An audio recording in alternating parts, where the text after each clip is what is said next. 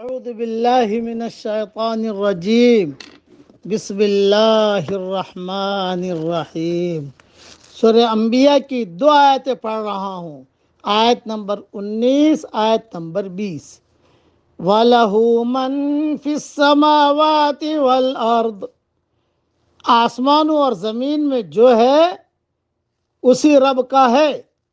وَمَنْ عِنْدَهُ لَا يَسْتَكْبِرُونَ عَنْ عِبَادَتِهِ وَلَا يَسْتَعْسِرُونَ، جو اس کے پاس ہیں وہ اس کی عبادت سے نہ سرکشی کرتے ہیں نہ تھکتے ہیں۔ يُسَبِّحُونَ اللَّيْلَ وَالنَّهَارَ لَا يَفْتُرُونَ، دن رات تسبیح بیان کرتے رہتے ہیں اور ذرا سی بھی کاہلی اور سستی نہیں کرتے۔ تھوڑی تشریح سن لیجئے۔ ملائکہ کا تذکرہ ہے، پھر ارشاد فرماتا ہے جن فرشتوں کو تم اللہ کی لڑکیاں کہتے ہو ان کا حال سنو، وہ اللہ کی الوہیت کی عظمت دیکھو۔ آسمان اور زمین کی ہر چیز اس کی ملکیت میں ہے، فرشتے اس کی عبادت میں مشغول ہیں۔ ناممکن ہے کہ کسی وقت سرکشی کریں۔ نہ حضرت مسیح علیہ السلام کو اللہ کا بندہ ہونے سے شرم، نہ فرشتوں کو اللہ کی عبادت سے عار، نہ ان میں سے کوئی تکبر کرے یا عبادت سے جی چرائے، اور جو کوئی ایسا کرے تو ایک وقت آ رہا ہے وہ اللہ کے سامنے میدان محشر میں سب کے ساتھ ہوگا اور اپنا کیا بھرے گا۔ یہ بزرگ فرشتے اس کی عبادت سے تھکتے بھی نہیں، گھبراتے بھی نہیں، سستی اور کاہلی ان کے پاس بھی نہیں پھٹکتی۔ دن رات اللہ کی فرما برداری میں، اس کی عبادت میں، اس کی تسبیح و اطاعت میں لگے ہوئے ہیں۔ نیت اور عمل دونوں موجود ہیں، اللہ کی کوئی نافرمانی نہیں کرتے، نہ کسی فرمان کی تعمیل سے رکتے ہیں۔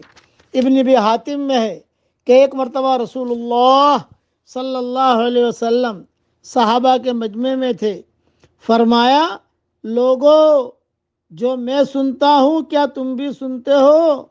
سب نے جواب دیا ہم تو کچھ بھی نہیں سن رہے۔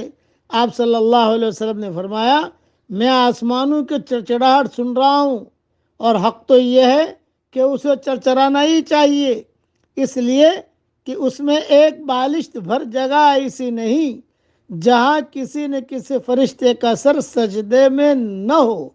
عبداللہ ابن حارث ابن نوفل فرماتے ہیں میں حضرت کعب احبار کے پاس بیٹھا ہوا تھا، اس وقت میں چھوٹی عمر کا تھا۔ میں نے ان سے اس آیت کا مطلب پوچھا کہ بولنا چالنا، اللہ کا پیغام لے کر جانا، عمل کرنا، یہ بھی انہیں تسبیح سے نہیں روکتا۔ میرے سوال پر چوکنے ہو کر آپ نے فرمایا یہ بچہ کون ہے؟ لوگوں نے کہا یہ بنو عبد المطلب میں سے ہے۔ آپ نے میری پیشانی چومی اور فرمایا پیارے بچے، تسبیح فرشتوں کے لیے ایسی ہی ہے جیسے ہمارے لیے سانس لینا۔ دیکھو چلتے پھرتے بولتے چالتے تمہارا سانس برابر آتا جاتا رہتا ہے کہ نہیں؟ اسی طرح فرشتوں کی تسبیح ہر وقت جاری رہتی ہے۔ یہ میں نے مختصر سمجھا دیا، تفصیل انشاءاللہ ریاض التفسیر میں دیکھ لینا۔ اب تسبیح پڑھ لو میرے ساتھ، سبحان اللہ و بحمدہ سبحان اللہ العظیم۔ ہر وقت اللہ کو یاد بھی رکھیے اور ہر وقت اللہ کو یاد بھی کریے۔ اللہ تعالیٰ ہم سب کو عمل کرنے کی توفیق عطا فرمائے، آمین۔